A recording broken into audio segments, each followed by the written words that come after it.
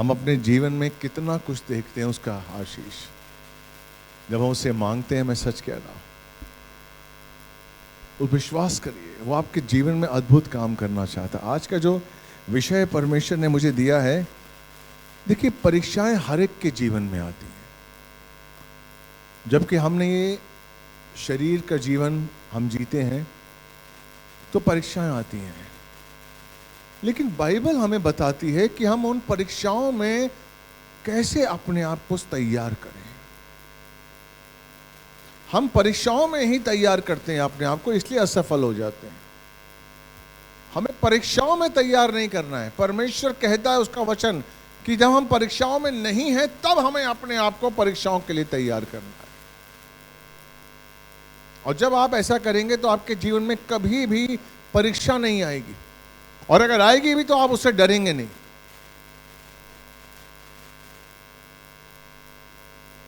इंसान परीक्षाओं से डर जाता है, वो सोचता पता नहीं क्या होगा, हालेलुया, पता नहीं क्या होगा मेरा भविष्य, अब सही तरीके से मैं जीवन जी पाऊंगा या नहीं जी पाऊंगा, क्या होगा, ये पैसा नहीं आया, मेरे बच्चों का क्या होगा, मेरे धंधे का क्या होगा, मेरी नौकरी का क्या होगा।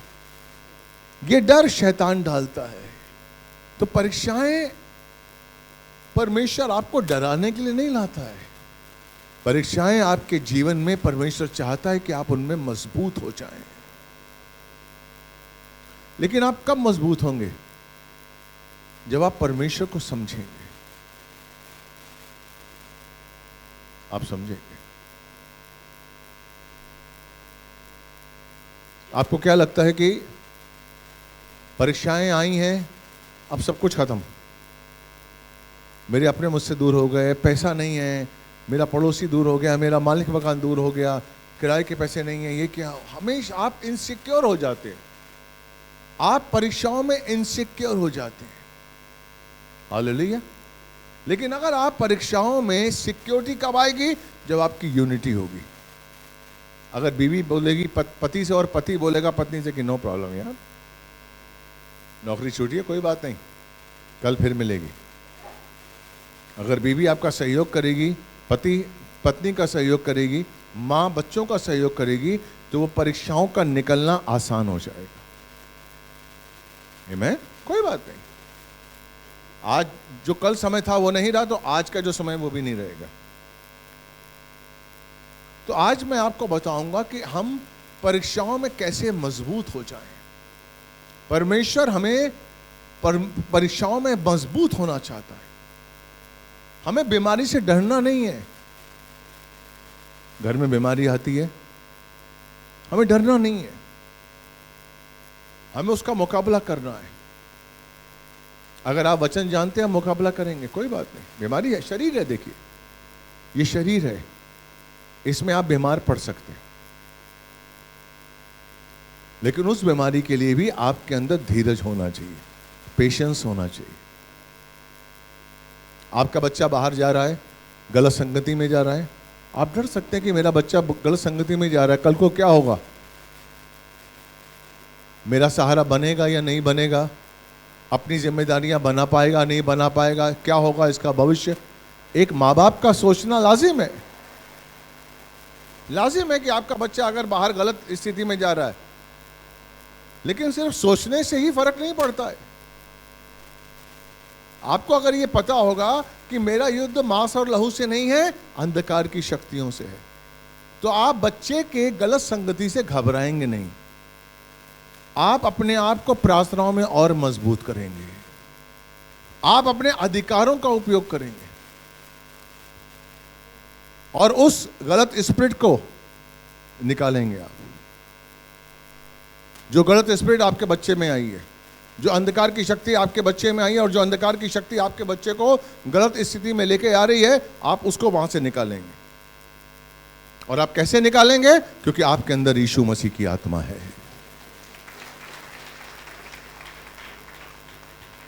आपके अंदर जो है वो बहुत बड़ा है जो बाहर है। याद रखिए, जो बाहरी शक्तियां हैं, जो बाहरी अंधकार हैं, जो बाहर की चीजों से आप डर रहे हैं, उनके अंदर कोई शक्ति नहीं है जो शक्ति आपके आत्मा में है, जो आपके अंदर है। जो परमेश्वर की शक्ति आपके अंदर है, आप बहुत कुछ हासिल कर सकते हैं, बहुत कुछ हासिल कर सकते हैं।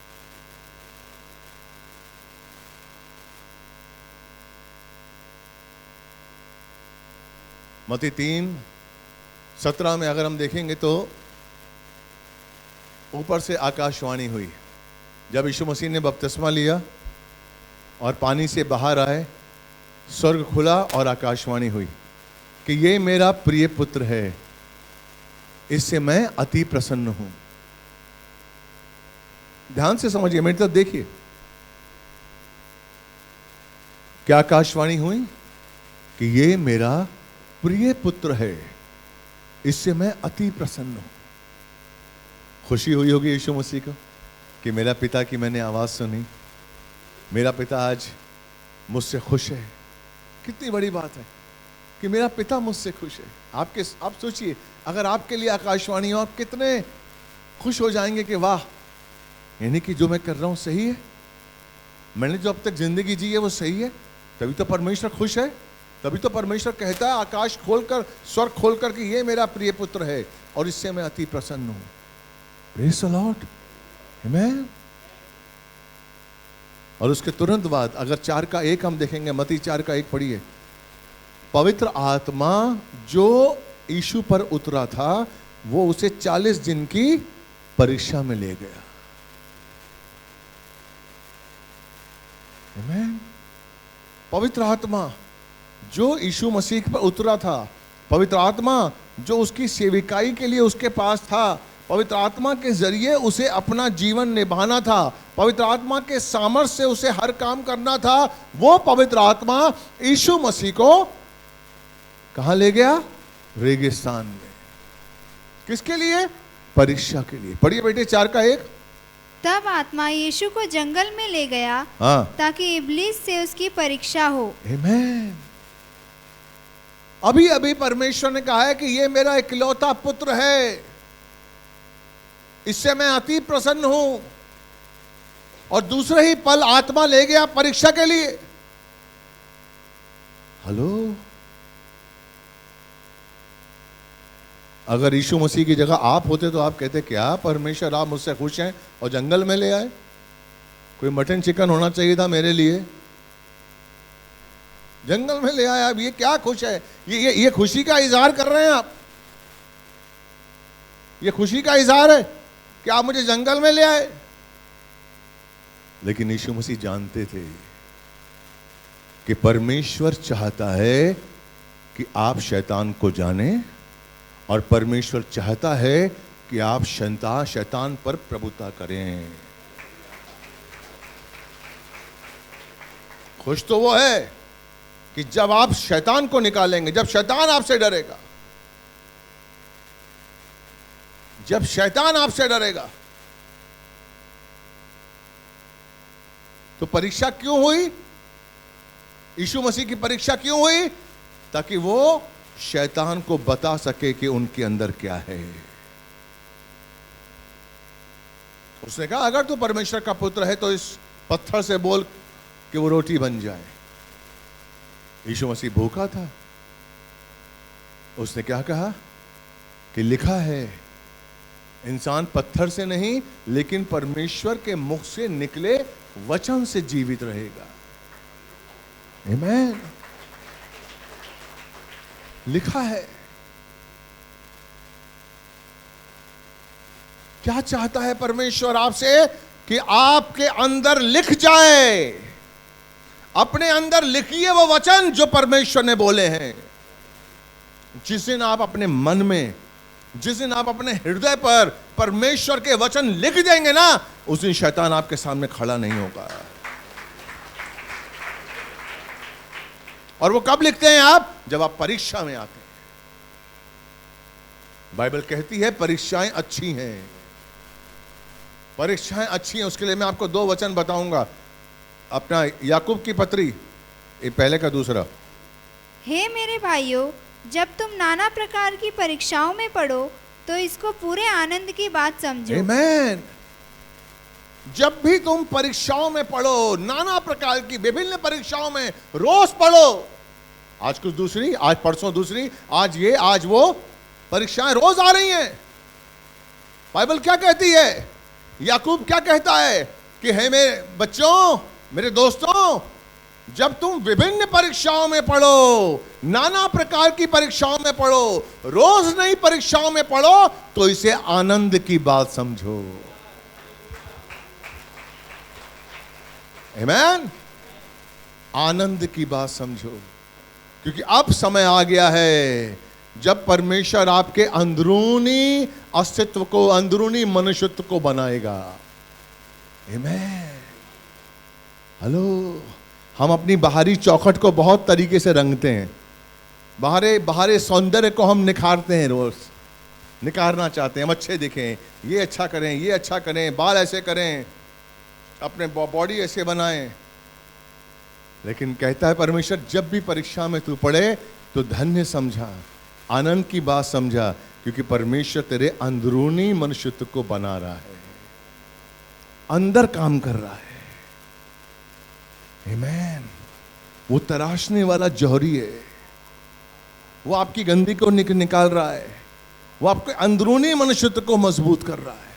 इसलिए कहता तीसरा, क्या कहता तीसरा, यह जानकर कि तुम्हारे विश्वास के परखे जाने से धीरज उत्पन्न होता है। धीरज को अपना काम करने दो। Praise the lord, hallelujah. धीरज, हम पेशेंस के साथ उस परीक्षा में जाएं, हम धीरज के साथ एंटर करें परीक्षा के अंदर। Praise the Lord. काहे का धीरज? वो मेरे साथ है। क्यों धीरज? वो मेरी लड़ाई लड़ेगा। आमीन। धीरज सवाल पूछता है आपसे, भाई क्यों? Praise the Lord. धीरज क्यों? धीरज इसलिए कि मेरा पिता जिंदा है। मेरी लड़ाई मेरी नहीं है, मेरी लड़ाई मेरे पिता की है। जिस दिन आपका संबंध, कैसे यीशु मसीह ने आवाज सुन ली परमेश्वर की, कैसे सुन ली आवाज? क्योंकि 30 साल तक, बपतिस्मा लेने से पहले तक 30 साल तक यीशु मसीह हर पल अपने पिता से जुड़ा हुआ था, अपने पिता से जुड़ा हुआ था। क्या आप अपने पिता से जुड़े हैं? वो अधीनता में था, वो इंतजार कर रहा था।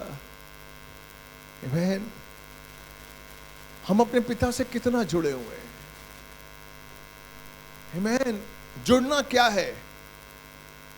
पिता से जुड़ना क्या है? कि आप उसकी हर इच्छा को समझें, उसके अनुसार जीवन बिताएं, उसकी आज्ञाओं को पहला स्थान दें। यह जुड़ना है। आज आपकी शादी हुई, नहीं, आप कैसे अपने पति से जुड़ेंगी?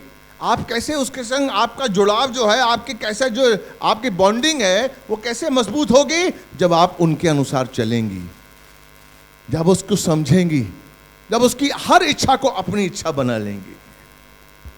आमीन। यीशु मसीह ने परमेश्वर की सारी इच्छाओं को अपना बना लिया था। उसने अपनी इच्छा कोई नहीं थी, उसकी अपनी इच्छा कोई नहीं थी। यीशु की सफलता का राज ही यही है, उसकी अपनी इच्छा कोई नहीं थी। यही नए नियम का पहला सच है। हमारी अपनी इच्छा कोई नहीं होनी चाहिए। यीशु की अपनी इच्छा कुछ नहीं थी, वो अधीनता के साथ था। तब वो उनके साथ नाजरत चला गया और उनके अधीन रहा। पर उसकी माता ने ये सब बातें अपने मन रखी। किसके अधीन रहा? मरियम के अधीन रहा, यूसुफ के अधीन रहा, उन लोगों के अधीन रहा जो परिपक्व नहीं थे। यीशु क्या था? सिद्ध था। यीशु परिपक्व था, वो परमेश्वर का पुत्र था, लेकिन पिता की इच्छा के अनुसार वो उनके अधीन था जो परिपक्व नहीं थे। Praise the Lord. क्यों? क्योंकि उसकी अपनी इच्छा कुछ नहीं थी, वो अपने लिए नहीं जी रहा था, वो अपने प्रभु के लिए जी रहा था।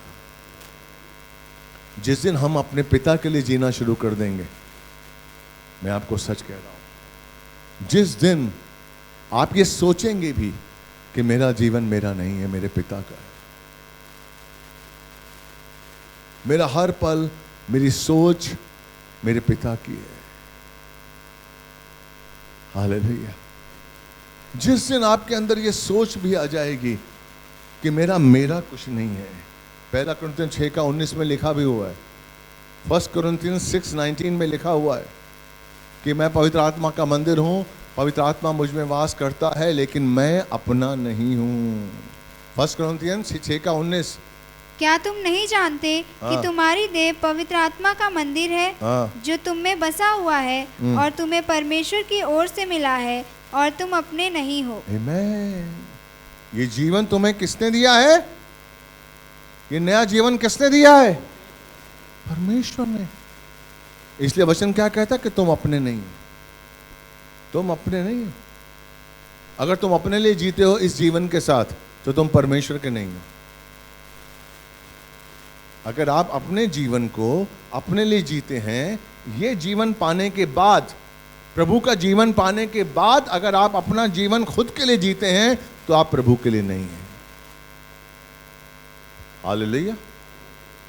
30 साल तक यीशु मसीह अधीन था, कुछ नहीं बोलता था, आराधनालय जाता था, सबसे ज्यादा विद्वान था, आराधनालय भी जाता था, सब कुछ करता था, लेकिन कुछ नहीं बोलता था, क्योंकि परमेश्वर की यही इच्छा थी। कभी कभी परमेश्वर बोलने के लिए कहता है, बहुत बार परमेश्वर चुप रहने के लिए कहता है, चुप रहो, सुनो, न्याय मत करो, सहो। कोई आदमी आप पर इल्जाम लगा रहा है, सहो। यह भी परीक्षा है, यही तो परीक्षा है जो आपको धीरजवंत बनाती है। सहो। कोई इल्जाम लगा रहा है, सहो। परमेश्वर चाहता है सहन करो, क्योंकि आपको सिद्ध बनना है। आप कहेंगे वो तो झूठा इल्जाम है, लड़ाई कौन लड़ने वाला है आपकी? उसको पता है क्या सच है क्या गलत है। आप दुखी मत होइए।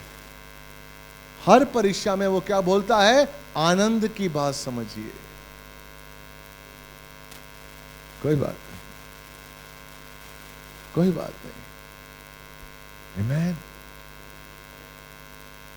जिस दिन आप परीक्षाओं में आनंद की बात समझेंगे, शैतान छोड़ के चला जाएगा।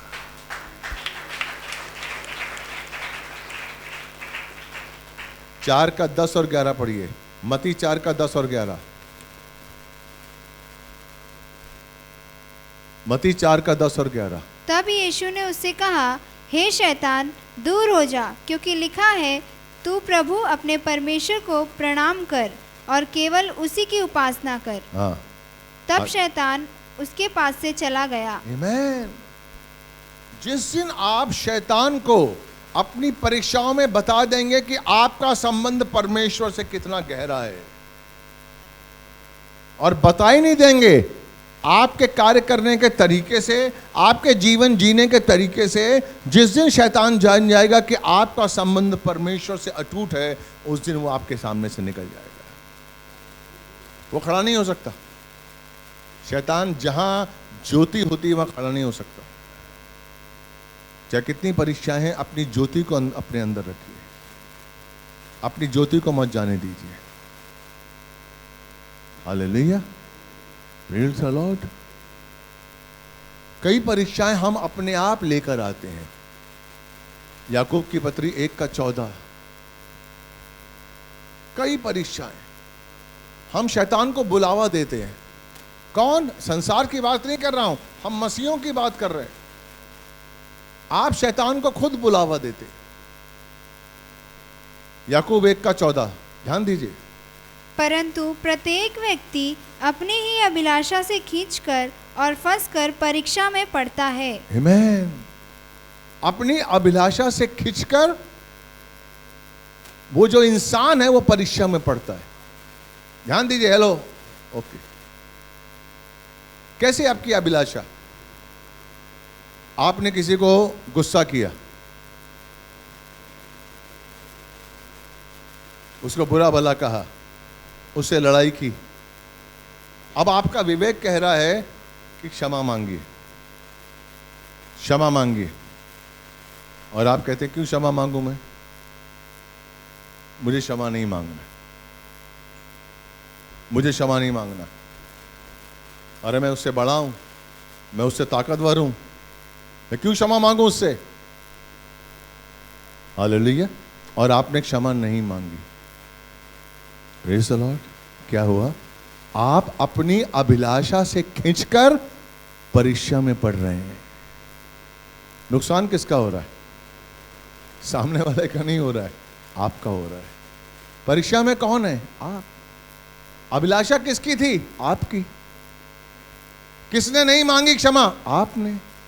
कौन फंस रहा है? आप। शैतान किसके जीवन में काम कर रहा है? आपके। क्योंकि मैं का घमंड आपके अंदर आ गया है। अपनी अभिलाषा से खींचकर इंसान परीक्षा में पड़ता है। इसलिए बाइबल कहती है कि इमीडिएट क्षमा मांगिए, सोच कर नहीं। आपने अगर सोच के थॉटफुल क्षमा मांगी है, पश्चाताप किया, उसका कोई मकसद नहीं। वो पश्चाताप नहीं हुआ, वो मैनिपुलेटेड क्षमा हुई। वो परमेश्वर स्वीकार नहीं करता है। इमीडिएट यस एक्सेप्ट होना चाहिए।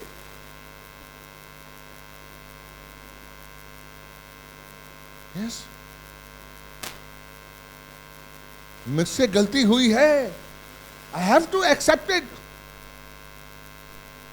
4:17 देखिए, मत्ती 4:17। जैसे ही यीशु मसीह परीक्षा से निकला, जैसे यीशु मसीह ने अंगीकार किया, जैसे यीशु मसीह ने उस परीक्षा में सफलता का आशीष पाया, वैसे ही उन्होंने प्रचार करना शुरू किया। पहला प्रचार यीशु मसीह का क्या था? 4:17।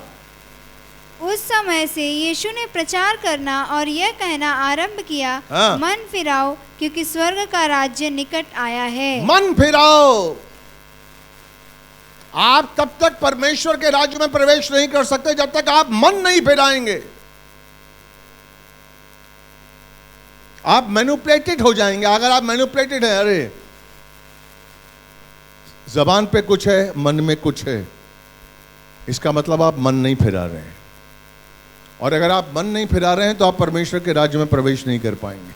आप चर्च आ रहे हैं, सब कुछ कर रहे हैं, लेकिन आप परमेश्वर के राज्य से अलग हैं, क्योंकि मन नहीं फिरा रहे हैं आप। मैन, शैतान का मकसद क्या है?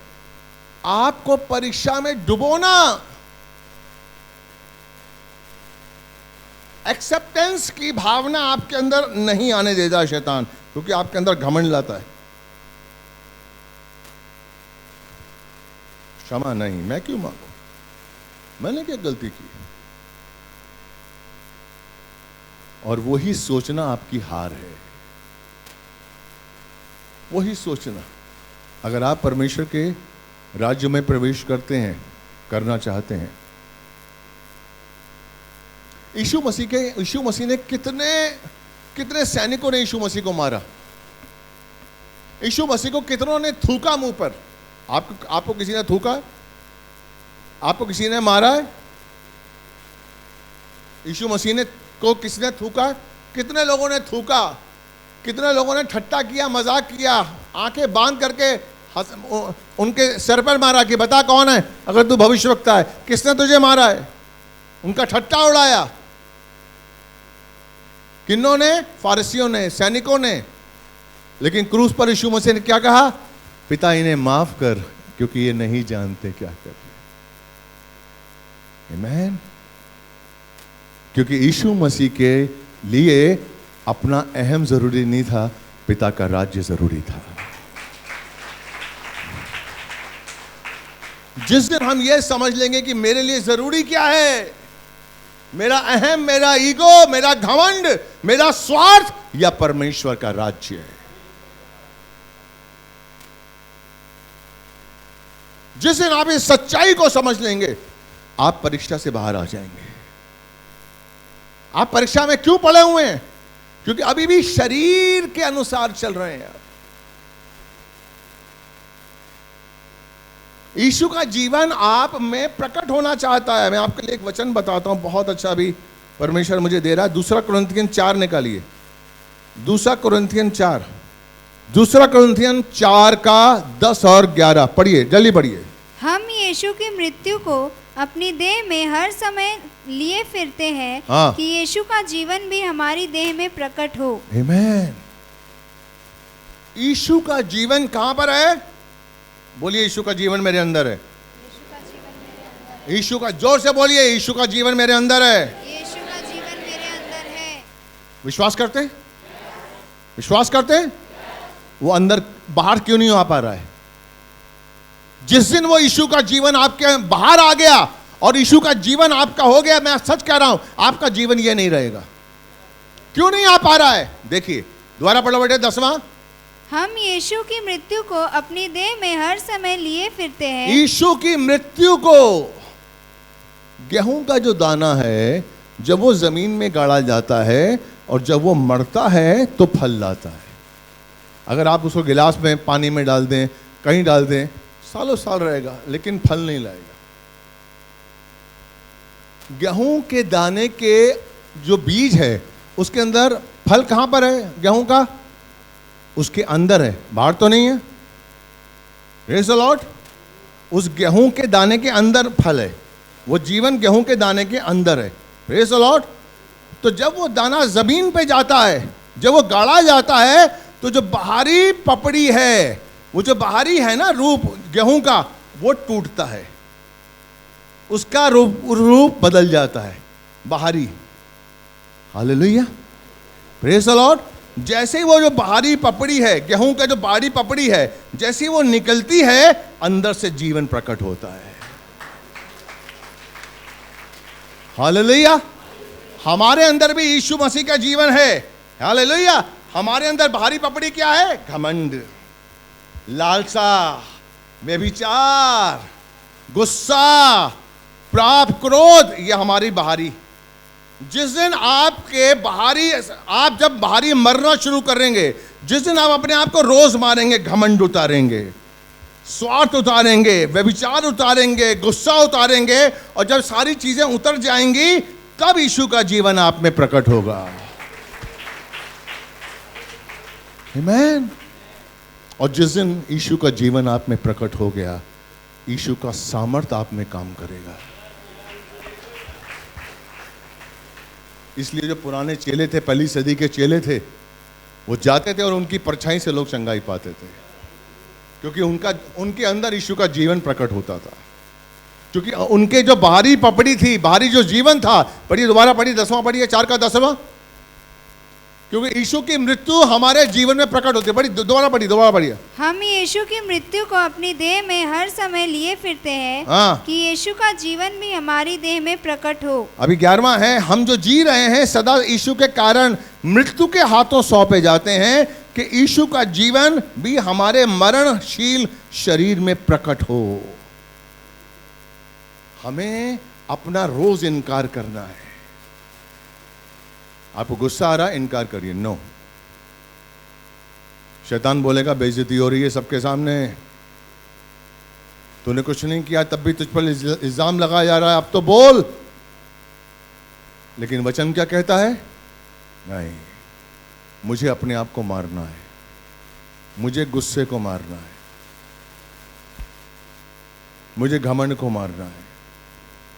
अपना इनकार करिए, अपना इनकार करिए। जिस दिन आप अपना इनकार करना शुरू कर देंगे, पहले बहुत प्रॉब्लम आएंगी, लेकिन बाद में आपके संग यीशु जैसा जीवन हो जाएगा। हालेलुया। कोई कुछ भी बोलेगा आपको समझ में नहीं आएगा, और आपका संबंध परमेश्वर से बन जाएगा। जिस दिन यीशु का जीवन आप में आ गया, परमेश्वर आपके साथ चलेगा। याद रखिए, अगर आप चाहते हैं कि परम पिता परमेश्वर आपके साथ चले, तो हर पल कोशिश करिए कि यीशु का जीवन मुझ में आ जाए। नौकरी के लिए कोशिश मत कर, मत आ यहां पर नौकरी के लिए, यीशु के जीवन के लिए आओ। नहीं चाहिए मुझे नौकरी, मुझे यीशु का जीवन चाहिए। देख, नौकरी तेरे पीछे आएंगी। नहीं चाहिए। कौन रोक रहा है यीशु का जीवन मेरे अंदर आने से? ये पैसा, ये लालच, मेरा शरीर रोक रहा है मुझे। यीशु का जीवन मुझ में आना चाहता है, क्योंकि यीशु मसीह 2000 साल पहले मेरे लिए मरा, उसने मुझे मंदिर बनाया, उसका जीवन मुझ में है। लेकिन कौन रोक रहा है? मेरा लालच, मेरी भूख, मेरा गुस्सा, ये सब चीजें रोक रही हैं। वो है मेरे अंदर, मुझे नहीं चाहिए। मैं भूखा मर जाऊंगा, मुझे नहीं चाहिए। मुझे लालच नहीं चाहिए, मुझे स्वार्थ नहीं चाहिए, मुझे गुस्सा नहीं चाहिए, मुझे यीशु का जीवन चाहिए। मैं उसके लिए प्रार्थना करिए। मैं सच कह रहा हूं मेरे भाई, आपका जीवन बदल जाएगा, आपका जीवन बदल जाएगा। मैं सच कह रहा हूं। मैं आप सबके लिए बहुत प्रार्थना करता हूं, लेकिन मेरी प्रार्थना से कुछ नहीं है जब तक आप प्रार्थना नहीं करेंगे। मत डरिए अपनी सिचुएशन से। शैतान के अंदर इतनी शक्ति नहीं है कोमल कि वो तेरी सिचुएशन को बांध सके। तेरे पास यीशु मसीह है।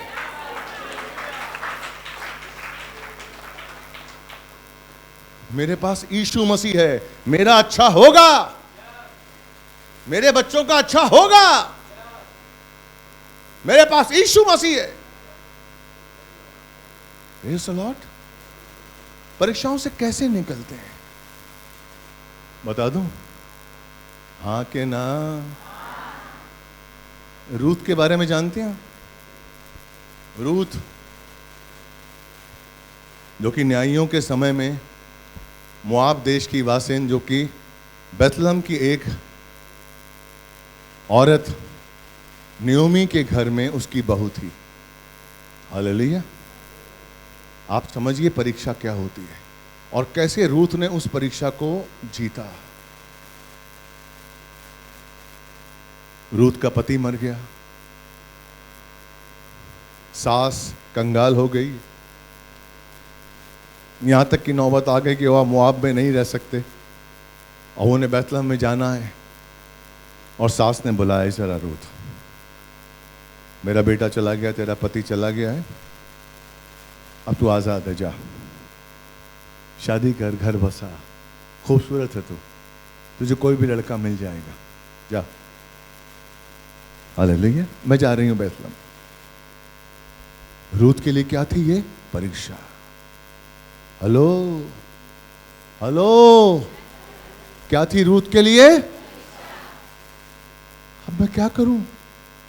मेरा पति मर गया है, मेरी सास कह रही है जा, मैं कहां जाऊंगी? क्या होगा मेरा? Praise the Lord. आपके सबके जीवन में भी ऐसी भावनाएं आती है ना, कभी कभी ऐसा मोड़ आता है कि मैं क्या करूं, ये करूं कि ये करूं, ये करूं कि ये करूं।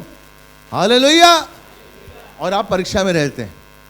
रूत के लिए परीक्षा थी, वो खूबसूरत थी, उसके माता पिता थे, उसकी शादी हो सकती थी, लेकिन उसने अपना समाधान नहीं खोजा। उसने अपना समाधान नहीं खोजा। उसके पास एक रास्ता था, या तो उसका समाधान या परमेश्वर। हालेलुया। आज जब भी किसी के पास परीक्षा आती है ना, मैंने देखा है, मेरे पास प्रार्थना आती है, बस पास्टर बस ये परीक्षा निकल जाए, आज बस मुझे मिल जाए, आज मेरा कर्जा दूर हो जाए, आज ये निकल जाए, बस आज के लिए कुछ कर दीजिए पास्टर, आज के लिए प्रार्थना करिए। हम चाहते हैं बस आज का गम दूर हो जाए, आज की मुसीबत दूर हो जाए, चाहे वो परीक्षा दोबारा किसी रूप में आ जाए, लेकिन आज निकल जाए। समाधान ये नहीं है कि आज से छुटकारा हम पाए। Praise the Lord. रूत के पास समाधान था कि वो जा सकती थी, लेकिन रूथ ने उस परीक्षा के समय में किसको चुना? परमेश्वर को। कैसे कैसे चुना?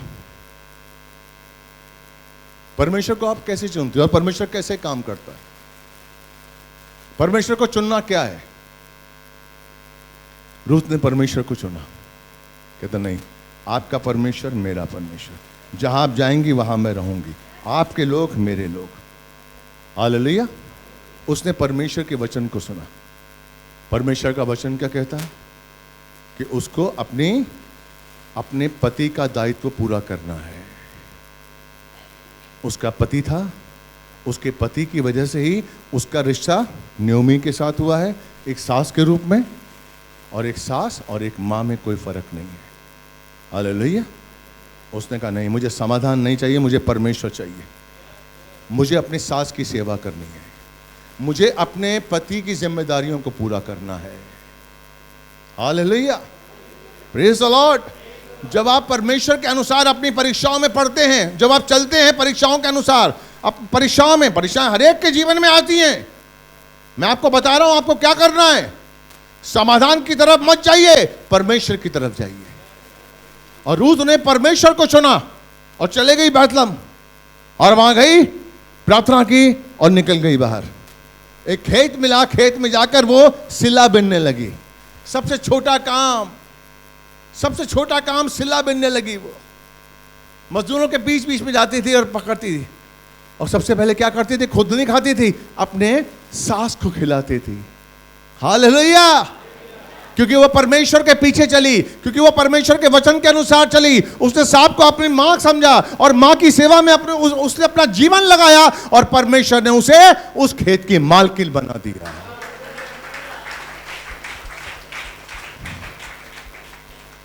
परमेश्वर ने उसे उस खेत की, उस इलाके की मालकिन बना दिया। हालेलुया। परीक्षाएं उसके जीवन में भी आई थी। जिस दिन आप परीक्षाओं में समाधान को नहीं, परमेश्वर को ढूंढेंगे, उस दिन आप विजयी होंगे।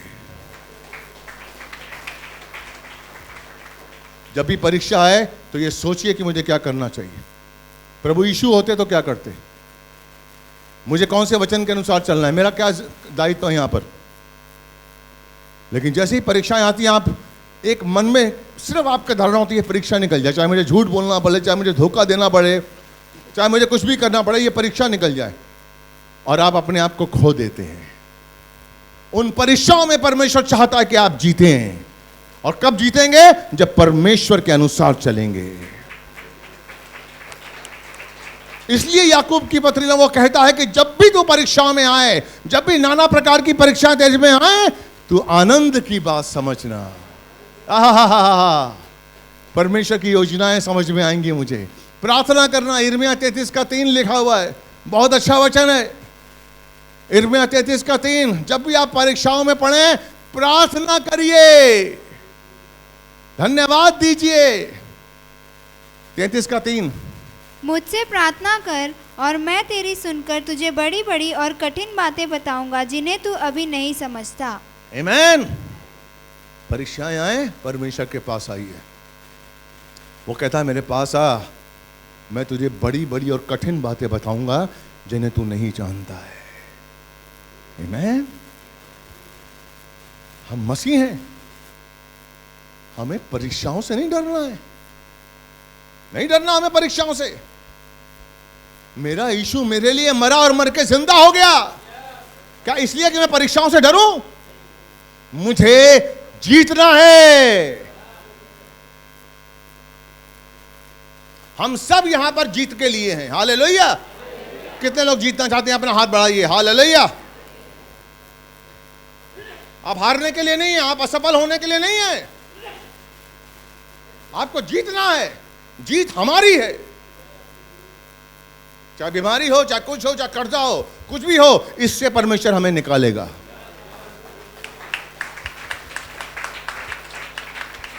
जब हम गड्ढे में पड़े थे मेरे भाई मेरी बहन, परमेश्वर ने हमें दलदल की कीचड़ में से निकालकर चट्टान पे खड़ा कर दिया। तो यह परीक्षा तो कुछ भी नहीं है।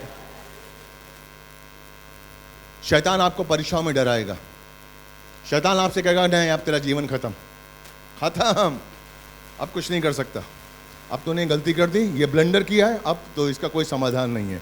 शैतान से बोलिए शैतान तो झूठा है, मेरा यीशु जिंदा है और उसके पास हर समाधान है। मेरा यीशु जिंदा है तो झूठा है, तू कुछ नहीं कर सकता क्योंकि तेरे पास ताकत नहीं है। मेरे पास अधिकार है, मेरे पास वो नाम है जो सब नामों से ऊंचा है, यीशु मसीह। आमीन। विश्वास करिए मेरे भाई, आज जो मैं आपको वचन दे रहा हूं आपका जीवन बदलने वाला है। वो वचन आपका जीवन बदलने वाला है।